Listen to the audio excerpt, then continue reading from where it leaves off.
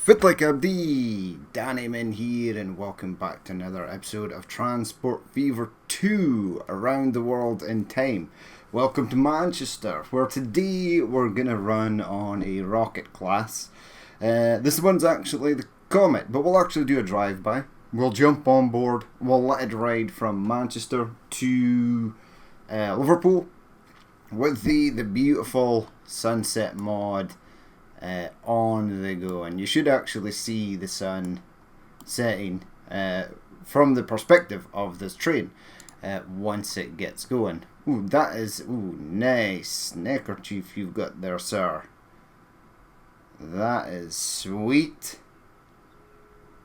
Okay, hello lady, you might actually make it in time if you hurry. In fact, is this train full?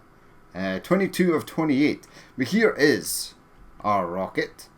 You can't see the driver. There's the driver. Ooh, his hat looks dirty, and I would imagine it would be. The amount of soot and ash that has been thrown into his face, unfortunately. But yes, we'll continue on. So the last time we rode the Northumbrian on a sort of third-party perspective from Liverpool to Manchester on the opening ceremony of the railway, and now we are heading out to Liverpool from Manchester. Now we've ridden on a rocket before, but that was when the line was only pretty much half complete. Now it's fully complete, so should be an interesting ride along, and it should be nice with the sunset in the background when the sunset actually appears. We see a few more trains rolling around. People are actually in here in Manchester. I still need to set up the stupid bus route for Manchester. I'm going to do that straight after this. I've a few things to work out, especially the tram and bus routes in Liverpool. They are pretty hellish at the moment. But I figured out a few tweaks I can do to get that sort of up and rolling. So even though all these buildings here are basically hand placed, right? This works great. There's a ton of people here. This platform is extremely full. Looks like some people are trying to catch the last trains before nightfall back to Liverpool, and I can assure you that they will have nowhere near enough capacity on those trains to do so. So, currently on the line, we've got our rocket class and our Northumbrian classes running. What we're going to do very shortly is we are going to repurpose the Northumbrians for freight, and we're going to set free the Planet class, which was the next sort of stage up from the rocket in the Northumbrians, and they were used for passengers. So we'll release some of them, we'll get them named, we'll get them thrown onto the line. We'll repurpose the Northumbrians for freight, and we'll do a mail line because this was one of the first routes in the world to do mail. So we'll get that up and running. I'll actually do an episode where I build out the mail line. There is a postal distribution office in Manchester. I believe there should be one in sort of each big city. What would be really awesome, because this is a real life thing, if passenger stations could have mixed capability. For example, if you could have a passenger / freight.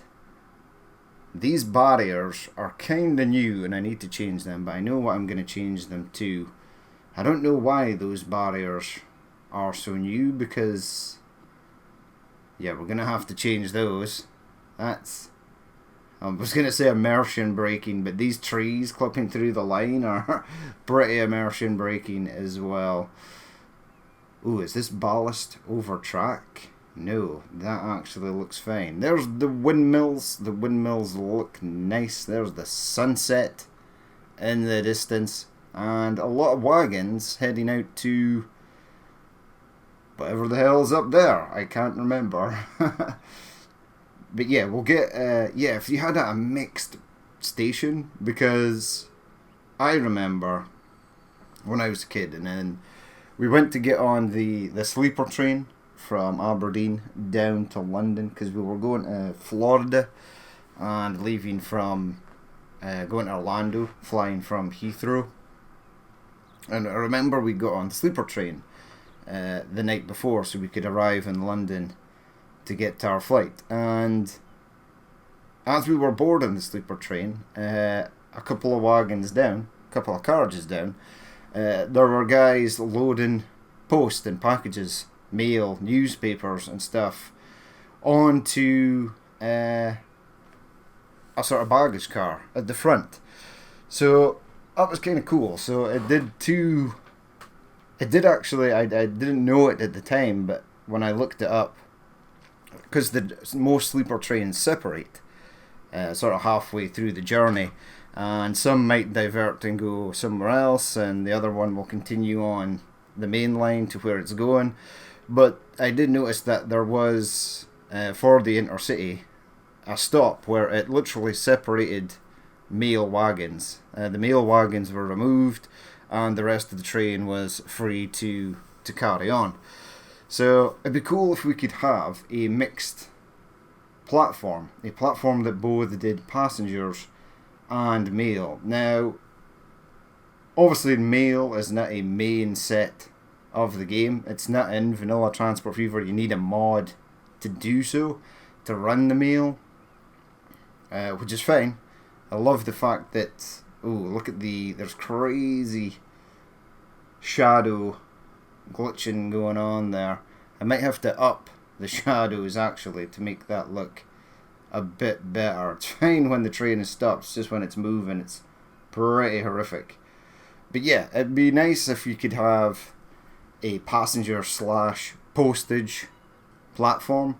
I mean, I don't mean, have a train stop to pick up passengers and then pick up something like 300 odd tons of steel or bricks or crude oil. I mean, just have passengers and then pick up mail, because then you could throw a couple of freight wagons, some goods wagons to the back, and you could load the mail in there. Now there is a way to do this, and it's primarily you add a passenger station and then you throw a couple of wagons on at the back. You build a passenger train, you add in a couple of freight wagons, you build a passenger platform, and then immediately after it, adjoined pretty much to that platform, you build a freight platform. Then you have it just move 10 feet down the line, out of the station, into the next station, and pick up the freight from there. But it sometimes plays havoc with the game. You'll get the warning at the top of the screen, and it'll be like, hey, we can't offload passengers at this freight station, or we can't pick up freight at this passenger station. The game kind of gets a bit confused, but I have done it before in the past, and it has actually worked successfully. I've been trying to recreate that without having the issues. The train will run. It will run on the line and do as intended. You'll just get the alert every 5-10 minutes or so that'll pop out saying, hey, this train can't pick up freight from a passenger station. It's like, yes, I know. But when it moves 10 feet down the line, it'll be able to get the mail that it wants. So it does actually work. It won't give you... There's a couple incidences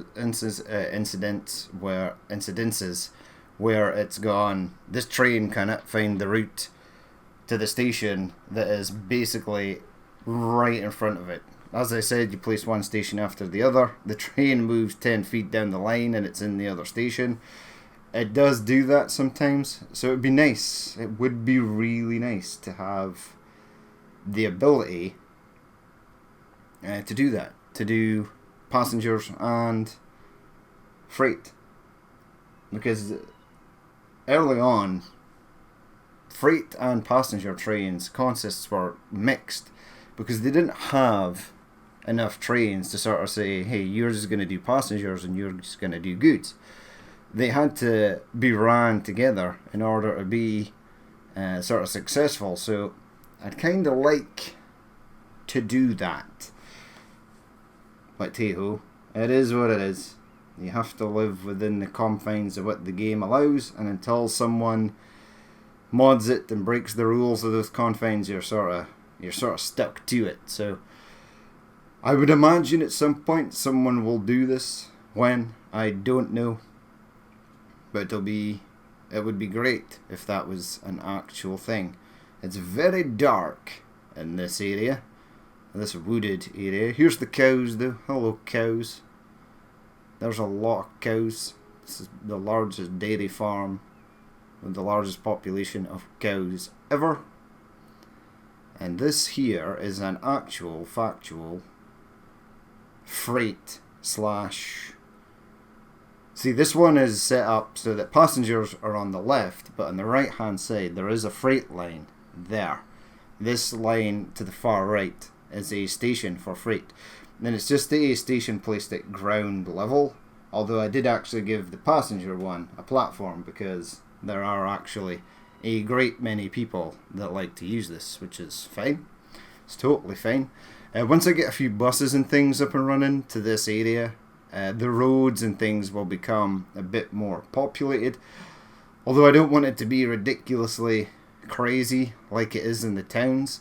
You see this horse wagon we're coming up to on the right hand side, this horse and cart, that would be more realistic of earlier days, you know, going through the countryside in long stretches without seeing absolutely anybody, because not everybody had the luxury and privilege of owning horses and carts. If you owned a horse and a cart, you were probably pretty well off. It mean you could probably go and see a lot more than what 90% of the population could do because they were restricted to travelling on foot or paying someone that had a horse and cart or wagon to take them somewhere. So yeah, we don't want too many vehicles running on the road. It's not like today where most people have access to a car and there are severe amounts of transport, public transport, buses, trams, etc. They just didn't exist. There wasn't enough. People didn't have enough money and were just not able to do so. Is this a... I'm kind of confused. Where am I? Parkside. Yeah, so we're approaching Newton Lee Willows. Are you approaching? Yes, you are. You're heading for Newton Bridge Station, where there is no bridge, unfortunately. I'm still getting weird grass. See the grass at the sides of the track there? I've been deleting that grass periodically and it keeps on popping back with a vengeance.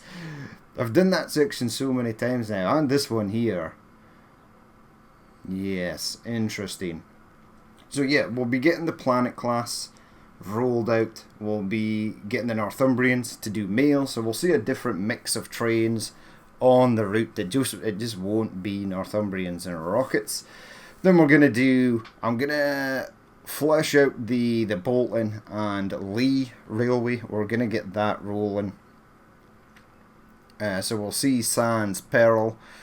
We won't see the Lancashire, which I thought it was modded in Transport Fever 1, but it is not. I remember seeing it somewhere, but it was just that Steve M4, who does these collections, which are awesome, said that he was going to do the Lancashire Witch, but he's never gotten around to it, which is okay, because he's been modding ships of late, and ships are fantastic.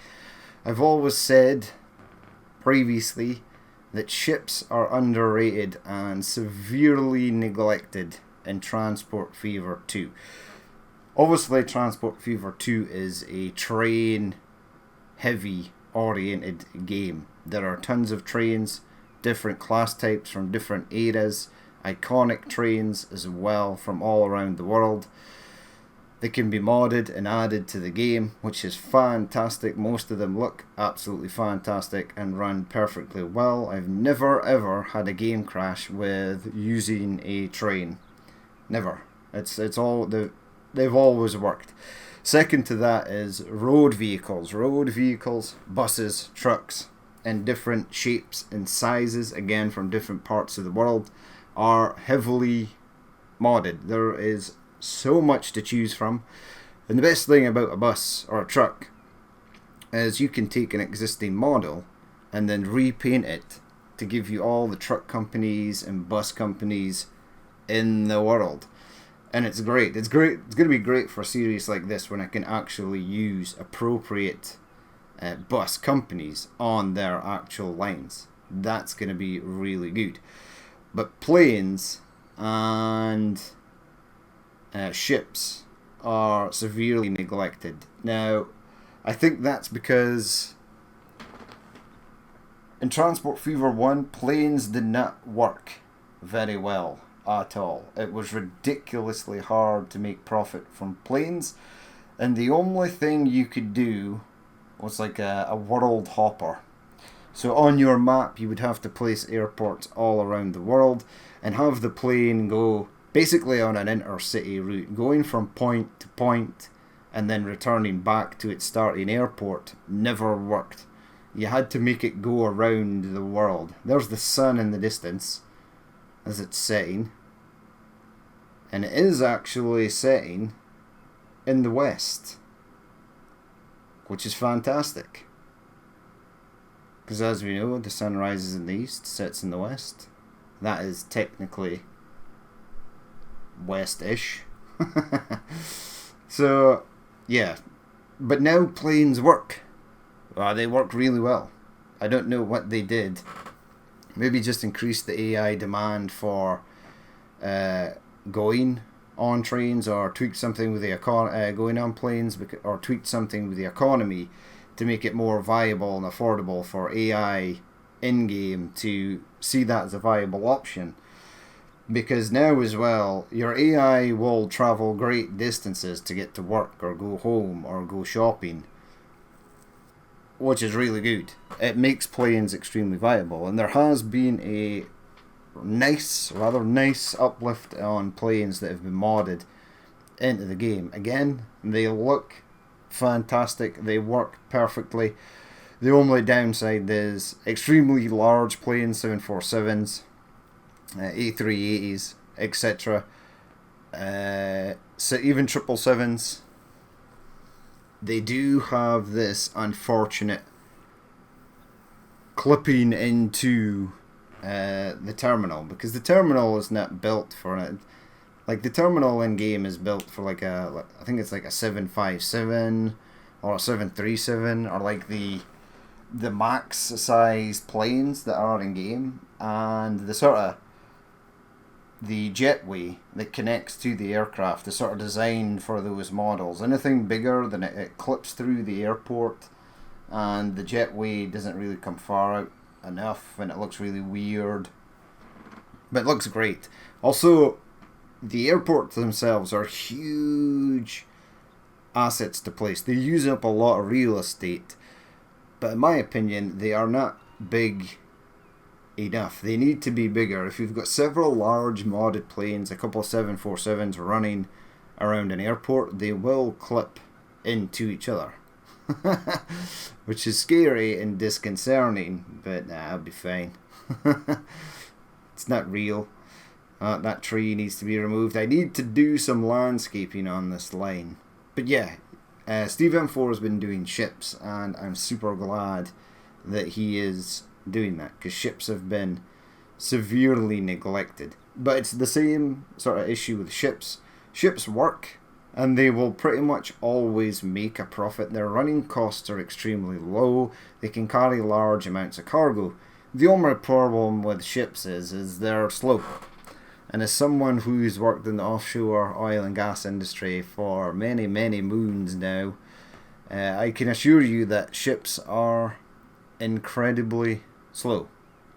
So you could have something like going out to an oil rig would take 45 minutes in a helicopter, but it would take almost a day and a half to sail from the nearest port out to the rig. That is just the way they are. And people get impatient. If you do ships incorrectly, it can absolutely catastrophically cripple an industry chain, because they're not getting raw goods fast enough, or they're not exporting the refined products fast enough, and you've then got a backlog of the industry won't create or accept raw goods because its storage is full because you can't export anything.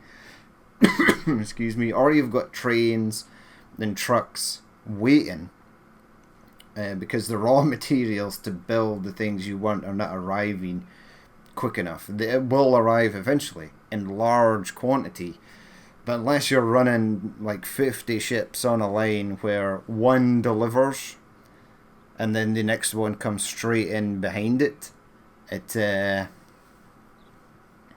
is the only way to keep it going, to flush it out, to keep it running smoothly. Now in that case it's kind of really unrealistic. It looks kind of dumb to have 50 ships sitting waiting outside a harbour. Also, there used to be a thing where if you created an eccentric route, we'll say, for ships, the game literally hated it. And it would cause some major lag and frame issues. Trying to move ships from one part of the world, one part of your map to the other side, if it was in some sort of convoluted route, the game would have real difficulty figuring that out. So yeah, but now ships are pretty much the same. They're still slow, excuse me, but the modded ships like the Maersk, what's the Maersk called again? It's not the Resolve or the Resolute or the Reliant. Those are oil rigs. What the hell is the Maersk ship called as well? I can't remember, but I know CW315 modded in the notorious Ever Given or Evergreen, I can't remember, the one that got stuck in the old Panama Canal and screwed everything up for distribution worldwide. He did actually mod that. It's got huge capacities. Your only problem there is that freight harbours will only hold a certain amount of goods, and you'll never be able to fill up that ship unless you have it make several different stops, which is something I'm kind of planning to do when using those large ships. And like the planes, because they're so incredibly huge, they will clip through the docks. I remember releasing the aircraft carrier mod from one of the one of the ship depots beside Southampton on the old UK map, and Southampton was basically about 50% of it was destroyed by the ship as it tried to exit the shipyard. It was a bit wild, but once they're out to sea, they'll look great, and they're great just to have as placeable assets to make docks and harbours look more populated. They're fantastic. That's why I've got a lot of the sail ships down at the Liverpool docks.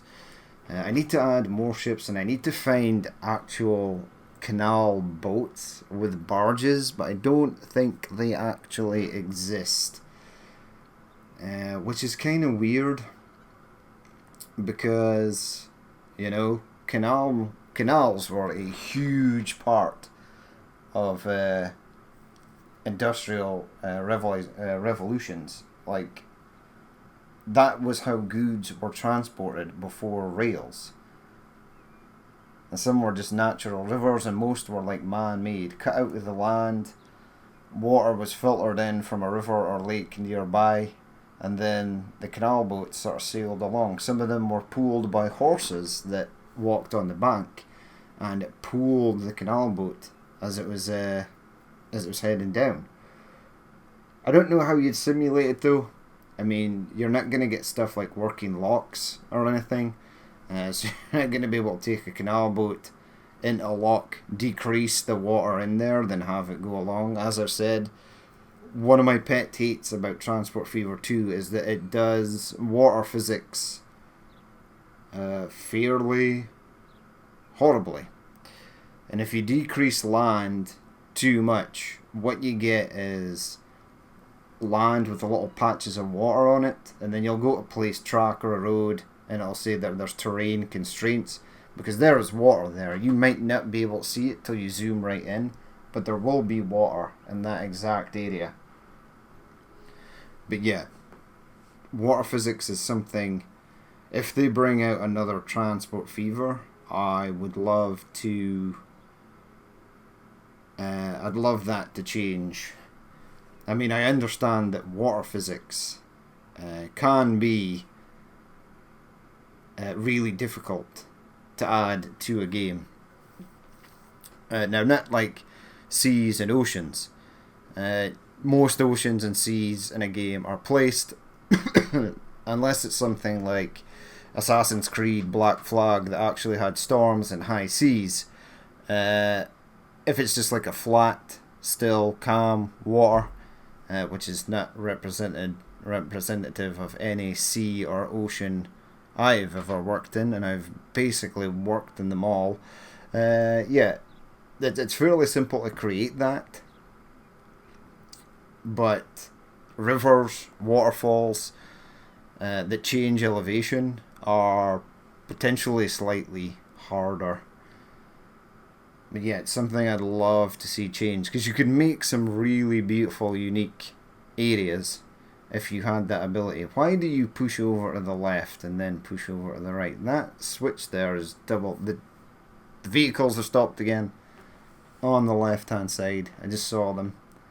Now, if we were going to do mail, we'd probably pick it up from Wapping Goods, which is through that tunnel straight in front of us. So when it comes time to do that, we will actually do it. Oh, what the hell just happened there? Oh, I moved the mouse. Right. So, there we go. The ride is complete. Now, who is screwing stuff up here? No one. Actually. This is actually, for lack of a better word, running smoothly. Because sometimes you get a blocking vehicle like this. Right? And if these have all moved up to here, it's bad. If there's always a little gap here, it flows. Now what I need to do is add a bus station to this side and a bus station to that side, and potentially maybe a couple of bus stations over here. Just have the buses running there, come round this loop to leave the trams free to use this. Now it's something I need to change in order to get that to work. But there we go. And as we go down here, you'll see the ship mods look fantastic. This is a mod, this is a mod, in-game, mod, in-game, in-game,